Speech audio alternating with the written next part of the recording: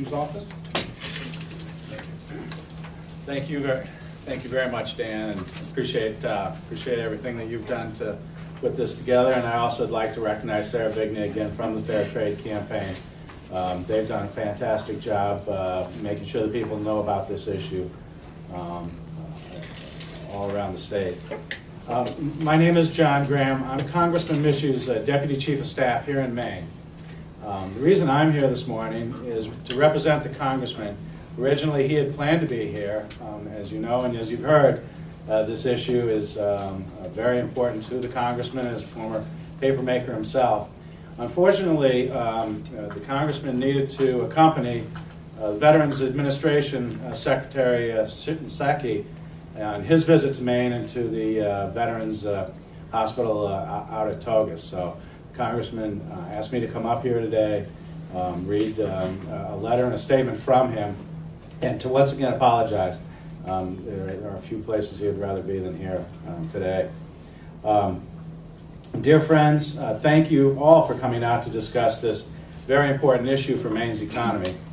In this difficult economic environment, we need to do everything we can to protect American jobs from unfair competition, including reforming our trade laws and finally addressing currency manipulators like China. I've been proud to work alongside many of you in this fight. Thankfully, more and more lawmakers in Washington are waking up to the reality of China's actions and are standing up to demand a change in U.S. policy. This was made clear on March 15th when 129 Democrats and Republicans signed a letter I wrote, Congressman Michaud wrote, to Treasury Secretary Tim Geithner and Commerce Secretary Gary Locke, urging them to immediately address the growing problems associated with China's continued currency manipulation. It was a bipartisan show of force that hadn't been seen on this issue thus far. In fact, it has been cited on numerous occasions as a key factor that has helped move this issue forward, both in China and here in the United States. In addition, there are bipartisan bills in the Senate and House, which I am co-sponsoring, that would address currency manipulation. And earlier this week, on Monday, Congressman Michaud submitted testimony to the House Ways and Means Committee on the issue of China's currency manipulation, detailing how it affects Maine businesses and workers. His testimony, my testimony, centered on the local impact on this paper mill here and others in Maine. The message I sent was simple.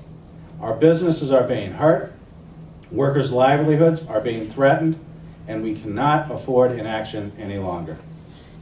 We all know that China is manipulating its currency, and while I am disappointed that the administration will delay labeling China a currency manipulator, I appreciate their efforts to engage with the Chinese and push for change. And we saw Secretary Geithner in China this week making, hopefully, initial steps of progress.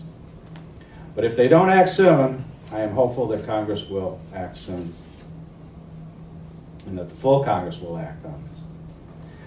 I look forward to sharing the stories and letters that you are sharing with us today with my colleagues in the Congress. I'll take these back to the Congressman, and we'll take them, he'll take them back to Congress. In conclusion, currency manipulation is a factor nationwide. And here in Maine, our paper mills are an unfortunate case study of the problem.